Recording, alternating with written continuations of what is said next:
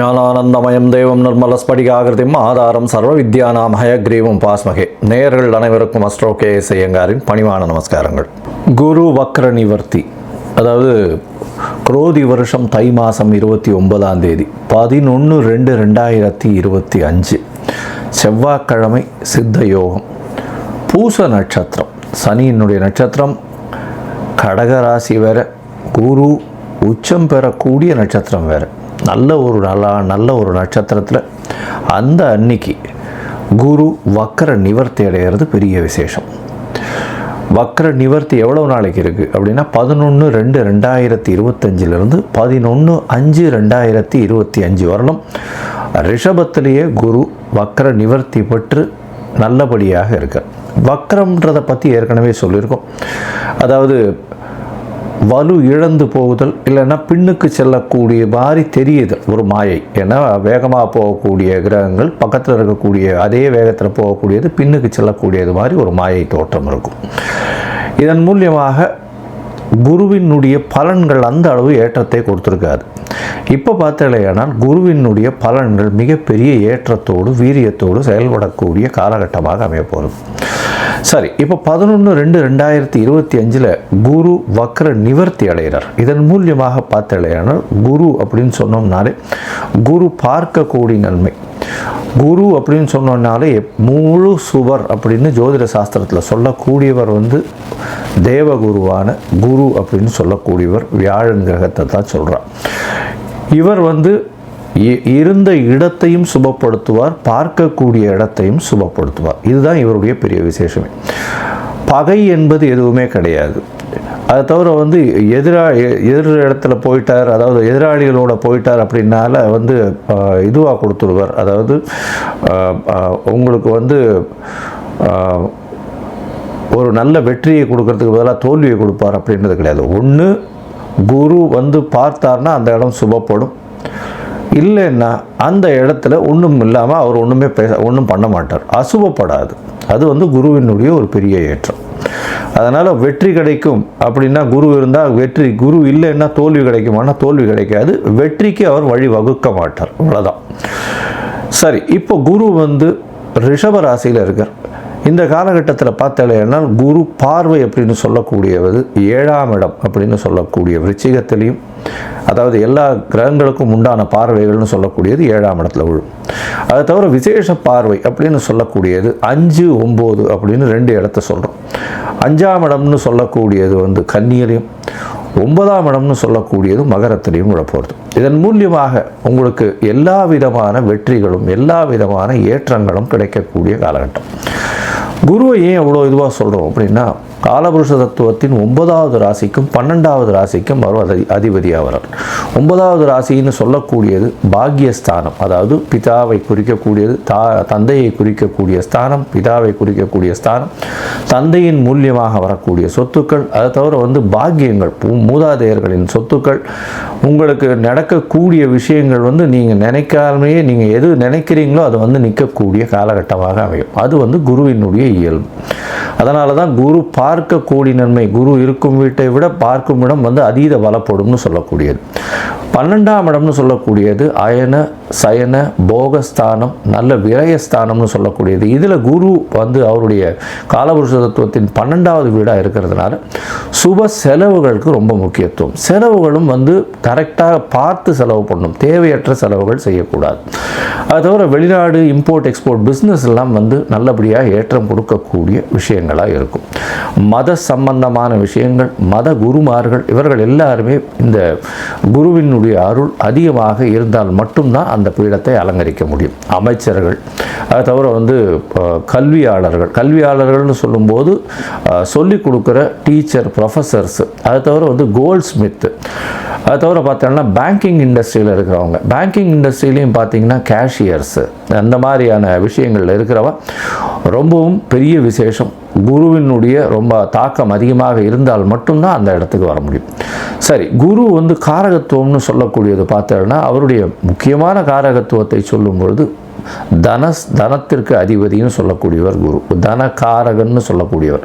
அது தவிர குழந்தைக்கு புத்திர காரகன்னு சொல்லக்கூடியவர். அதனால் பார்த்தேனால் குரு அந்த புத்திர காரக ஸ்தானத்தையோ காரகனையோ பார்த்தாரே ஆனால், அதாவது புத்திரஸ்தானத்தின் அதிபதியோ பார்த்தாரே ஆனால் அந்த ஜாதகத்திற்கு குழந்தை பிறக்கக்கூடிய வாய்ப்பு இருக்கும்.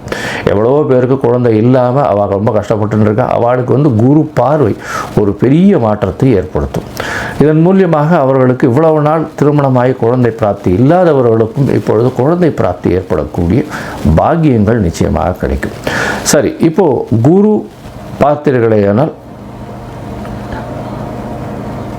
குரு பார்வை அப்படின்னு சொல்லக்கூடியது 5, 7, 9 அதையும் சொல்லிட்டோம். குருவினுடைய பரிகாரங்கள் அப்படின்னு சொல்லக்கூடியது, குருவுக்கு எளிய பரிகாரங்கள் அப்படின்னு சொல்லக்கூடியது பொதுவாகவே குரு அப்படின்னு சொல்லும்பொழுது அவருக்கு ஒரு காயத்ரி மந்திரத்தை சொல்கிறோம்.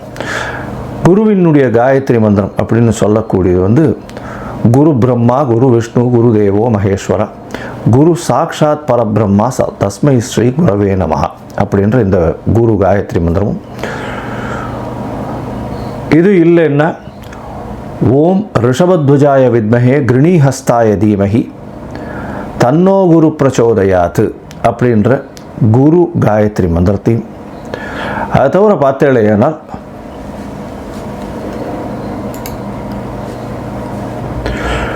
குரு தேவாய வித்மஹே பிரம்மானந்தாய தீமஹி தன்னோ குரு பிரச்சோதயாத்து அப்படின்ற இன்னொரு காயத்ரி மந்திரமும் இருக்குது. இது எல்லாத்தையுமே நான் வீடியோவில் அட்டாச் பண்ணி போடுறேன். உங்களுக்கு நீங்களும் பார்த்து பயனடைங்க.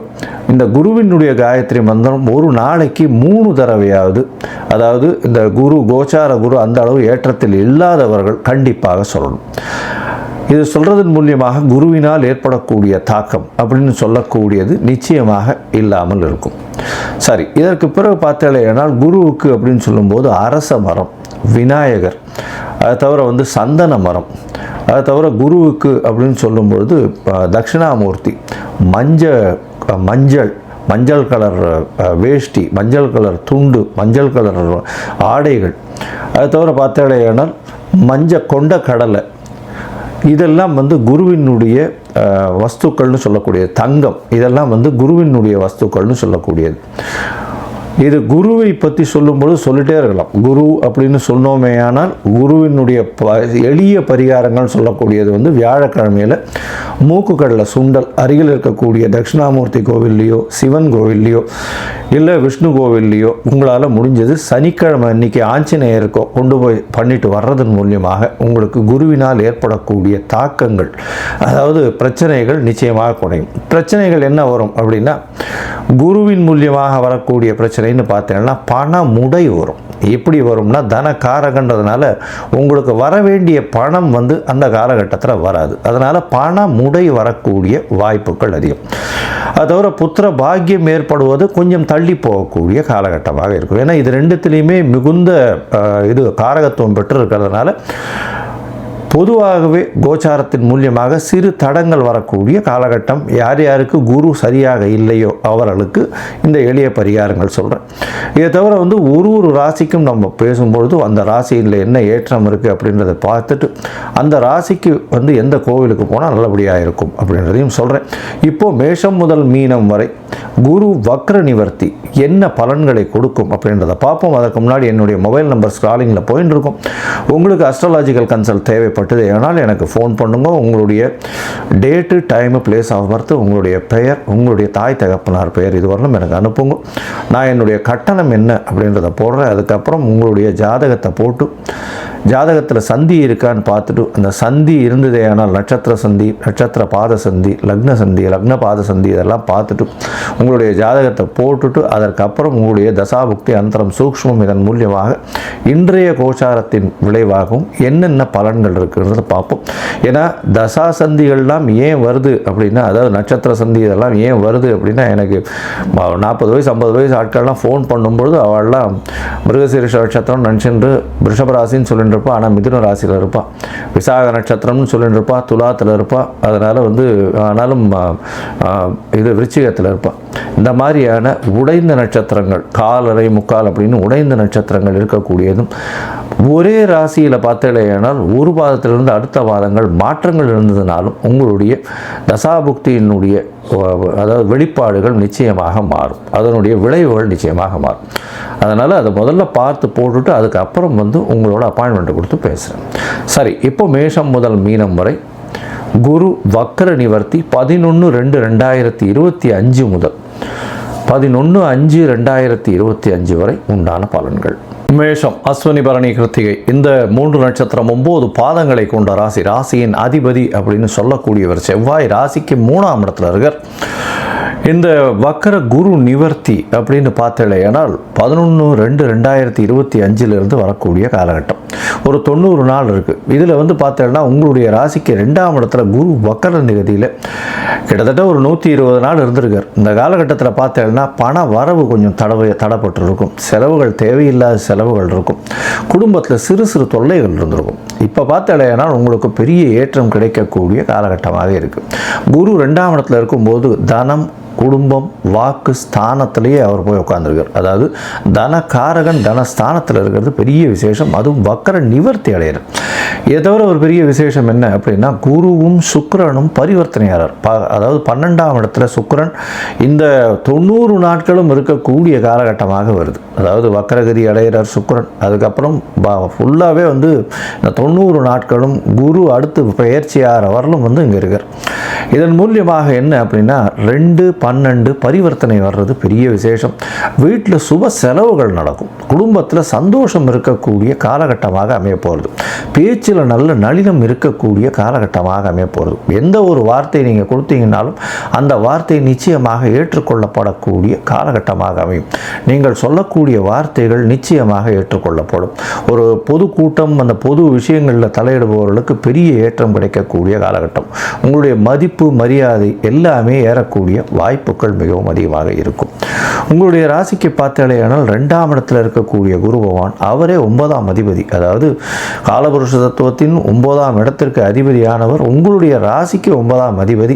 அவர் பாக்கியஸ்தானாதிபதி. மிகப்பெரிய பாக்கியத்தை பண வரவில் அவர் கொடுக்க போகிறார். அதை தவிர பார்த்தாலேயானால் 12ஆம் இடத்துக்கும் அதிபதி பரிவர்த்தனை யோகம் பெறதன் மூலியமாக நல்ல ஒரு ஏற்றம் கிடைக்கக்கூடிய காலகட்டம். வெளிநாட்டிலிருந்து திடீர் பணவரவுகள் அதிகமாக இருக்கக்கூடிய காலகட்டம். அதை தவிர பார்த்தாலேயானால் சுப செலவுகள் வரும். வெளிநாடு போய் படிக்கக்கூடிய வாய்ப்பு, இம்போர்ட் எக்ஸ்போர்ட் பண்ணக்கூடிய காலகட்டமாக அமைய போகிறது. உங்களுடைய ராசிக்கு 2ஆம் இடத்தில் குரு அமர்ந்து அவர் வந்து உங்களுடைய ராசிக்கு 6, 8, 12 இந்த 3 இடத்தை பார்க்கறது ரொம்பவும் விசேஷம். 6ஆம் இடம் அப்படின்னு சொல்லக்கூடியது ருண ரோக சத்ரு ஸ்தானத்தை பார்க்குறார். 6ஆம் இடத்துல பார்த்தாலேயானால் கேது இப்போ உட்காந்துருக்க. கேது 6ஆம் இடத்துல இருக்கிறதுனால உடல்நிலையில் சற்று பின்னடைவு இருக்கக்கூடிய காலகட்டமாக இருந்தால் நிச்சயமாக, அதாவது உங்களுக்கு பார்த்தாலேயானால் இப்போ குருவின் பார்வை நல்ல ஒரு ஏற்றத்தை கொடுக்கக்கூடிய காலகட்டமாக அமைய போகிறது. உடல் நலத்தில் நல்ல ஏற்றம், முன்னேற்றம் இருக்கக்கூடிய காலகட்டமாக அமைய போகிறது.